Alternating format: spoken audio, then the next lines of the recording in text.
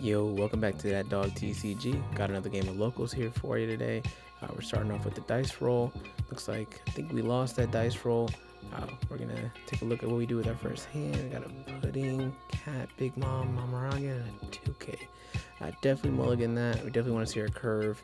Definitely want to see that 5-cost cat. I think the name of the game here is this is definitely one of our worst matchups. So we're gonna try to starve him and try to take him all in one turn. So we'll see how that goes. But yeah, I hope everyone's having a good day while we sit here and shuffle my deck into oblivion. All right, I think I forgot to mention at the beginning of the video, but we're going second this game. We lost the dice roll, so definitely starting on the back foot. He plays down an ohm to start. We get our 2 dawn out, and looks like we're gonna search with both these puddings that we got in our hand off the mulligan, so not too bad of a start for going second. Here I'm deciding between the 7-cost pudding and the 8-cost. Thankfully we got that 5-cost cat, but here we're gonna take the 8-cost cat because if you don't see this guy, you're gonna get screwed. It is susceptible to just kind of getting removed by Gamma Knife and just Mamaragan, but I mean, what are you gonna do, not play it, you know? We're definitely just gonna try to clear his bodies to start and go from there. He plays out an ohm. We obviously reply with our 2 pudding searches. I grabbed 2 8-cost cats just in case he takes out the first one with a Gamma Knife, and we pass turn. Let's see, he plays down a Shura. That's the one with the rush, and a pudding to search. Let's see what he grabs.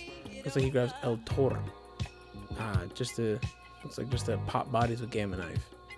So I can't blame him. That's why I think the 5-cost cat's gonna be super important, because if he pops that, it goes straight into an 8-cost cat. Just with that ability to play something out with a power of AK or less. But looks like he swung at us with Shura. We take, we draw for next turn. Let's see what we got. Looks like we picked up a 2K. We're definitely playing. Oh, I forgot we're on 4. We're on 4, so we're searching it one more time.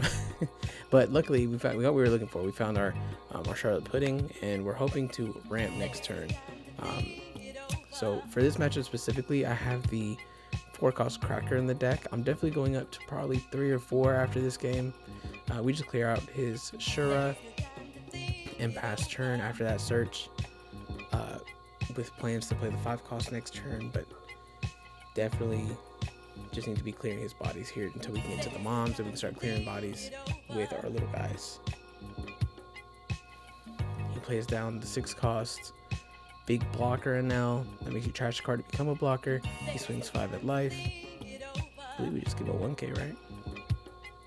Actually, it looks like we dawn -1 to avoid giving him a card from hand, because I could foresee just a bunch of little baby swings coming my way. So we end up using leader ability, dawn -1. See that he has an El Toro at the top of his deck.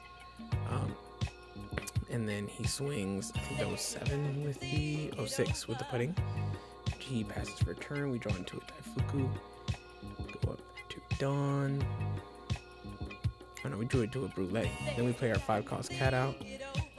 Looks like we're gonna dawn -1 for leader ability. Take a look at the top of his life. It's obviously El Toro again. And we ramp 2 with the 5-cost cats in order to go back to 7 dawn, so that we can hopefully play down that 7-cost pudding into one of the big 8-cost cats next turn. We pass. He draws into that El Toro. One thing I love about this deck is the hand knowledge that you get. I think later in the game he draws into a Reiju, and I mean, well, we see that he has a Reiju and he draws into it, but looks like he swings 7 at life. We take that. He plays down a Frankie blocker, trashes a Divine Departure off the, I think it's trash 1, draw 2. He leader abilities and then puts 4 dawn on ohms, 5 dawn on ohms, swings 7 life. I think we take this one too, if I'm not mistaken. We counter out of this. What are we doing? Oh, we leader ability and give him a 2.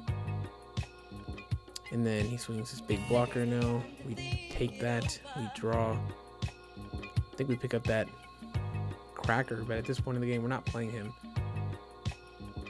So, kind of a dead card if you don't play it on 4 when going second. But either way, this point now he's just fodder. Here our opponent still has 5 life, and I see that I'm trying to decide whether I should go board or life, but the answer was definitely board at this point in the game.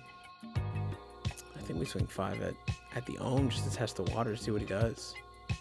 It sucks that the puddings are zero power. Yeah, there you go. Take care of the ohm, so he doesn't keep -1ing my character, especially now as I start to play more things. Swing 7 at life, he takes. He has quite a few cards in hand.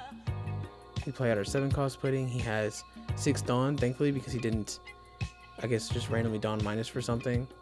So we're able to draw 2, play out our 8-cost cat, and leader ability off the 5-cost, gain back 2 Dawn, and then end of turn, we restand as the 7-cost cat, and ramp another Dawn.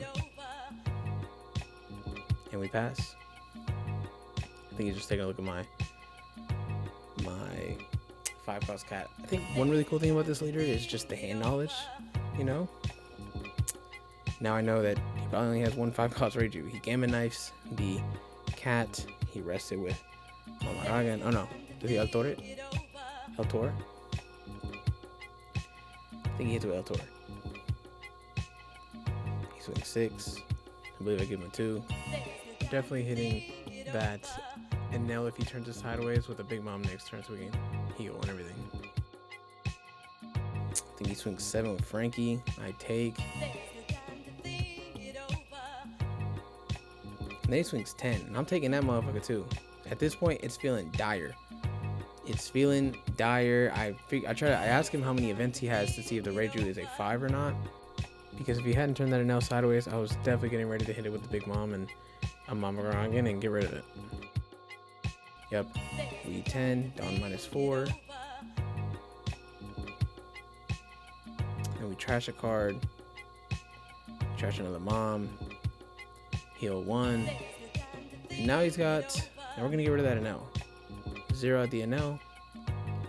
We're just gonna keep clearing board. I think we go, what, 5 at the Frankie? And if he doesn't give me the Frankie there, I'm swinging 7 with the cat. 5 with the Frank. He gives me 1. Little do he know that Frank gotta go. That Frank gotta go. He better drain his hand. Fight me for that Frank. Yep, there we go. Give me the Frank. 7 life. Now you got 3 lives. Okay, now it's a little closer, but I feel like if he gets rid of the, if he finds a way to get rid of this mom, the game's over. He plays up the Satori, and I don't think he gets a chance to use it yet. I'm not sure. I don't remember even seeing him play that, but at this point I still don't think he has 4 events in trash, which I'm keeping an eye on because I need to get rid of this Reiju next. Here we're just waiting to see what he does, and we're trying to keep an eye on whether or not he has lethal. That Reiju I don't believe is a 7K yet. He doesn't have 4 events in trash. Where does he swing? Wait, Dawn it wasn't him. Or no, he swings all 11. He has 11 Dawn. Swings 11. We're trying to decide whether we want to counter or not, because I believe we're worried about the follow-up Reiju swing. In hindsight, probably should have taken this, but I didn't want him to do something that maybe I wasn't aware of and rip up the game that way, because I felt like I still had a chance if I big mommed the Reiju once it swung.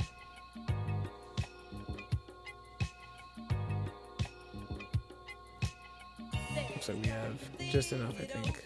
We give him 2K, 2K, 2K. That gets us to 11. 7, 9, 11. And a 1. Yep, just enough to get out of it. This, of course, is tough because it leaves us with no counter to protect our characters, but didn't want to risk anything going wrong there. He swings at the pudding with the Satori. I'm getting rid of it next turn, so probably not the best idea. See if he does anything with the Reiju. He really drains my hand there.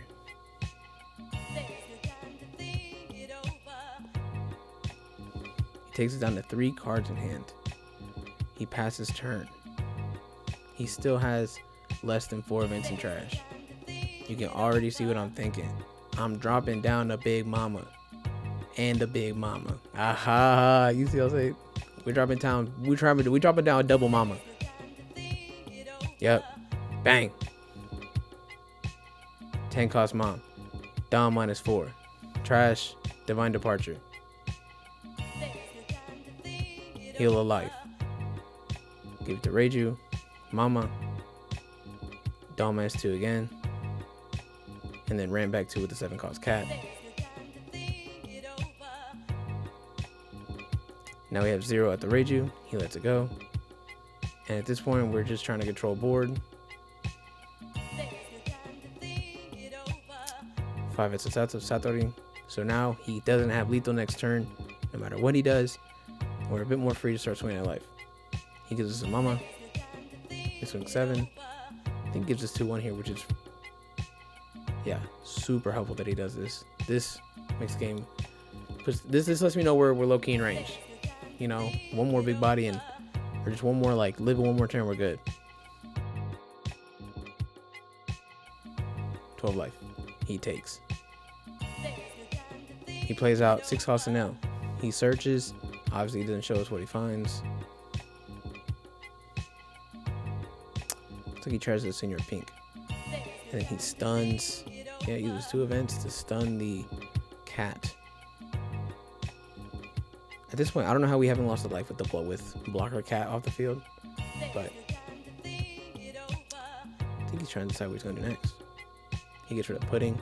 We draw into a pudding. Ooh, boy. Ooh. He reminds me that the cat was still rested. Whoopsies.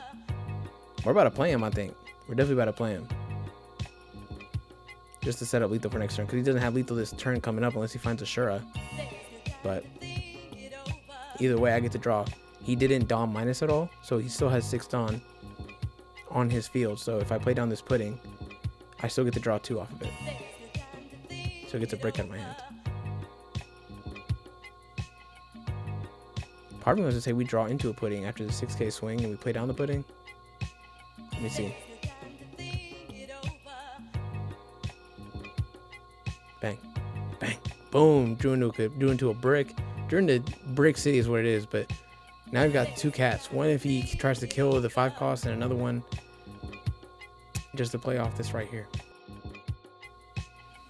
So now even if he has Rush Shura, he has to play down Rush Shura and can't, and has to focus on or getting rid of this cat to begin with.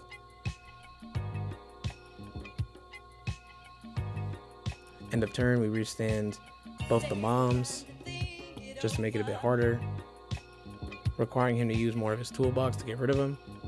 And we pass the turn. 2 cards in hand. I think he has like 5 at this point. He plays on a senior pink. I think he pulls out Altor. Yep, pulls out Altor. Dawn -2. Gamma Knife. Altor gets rid of cat. That's fine. He had to use a bunch of Dawn to do that. Honestly, I'm gonna be honest with you. I'm not too familiar with some of the things Enel does. Not sure what he does here. I think he just swings like, or he's preparing to swing a bunch at life. Maybe he swings it somewhere else. Oh, he chooses to swing like a bunch at cat, and I had a cat chilling in hand for that exact reason, and he concedes. But all right, here's the deck list. Honestly, I'm gonna be truly frank. I don't know how we got through that game. I think it's my first time being here now. Once we went to 0, I was definitely super concerned, but here's that final deck list. Please like and subscribe if you enjoyed the video, and thank you so much for watching, and I'll keep you updated on any changes I make to the deck list. Thanks.